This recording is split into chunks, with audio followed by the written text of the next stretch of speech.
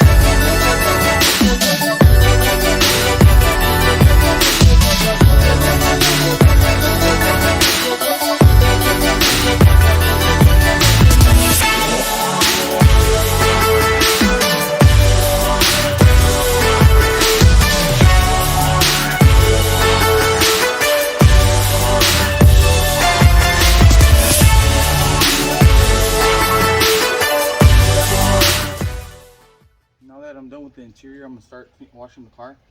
I'm just gonna spray the tires with wheel cleaner and the rims. Not gonna agitate or anything. It's not dirty, really dirty at all. I'm gonna spray it, rinse it off, and then on the front, I'm not gonna put no bug removers. It's on a little bit of bugs, but with the soap will eventually just come off when I scrub it. So that's what we're gonna do, and then we're just gonna do a basic wash on the outside, and then we're all done with this car. And then we're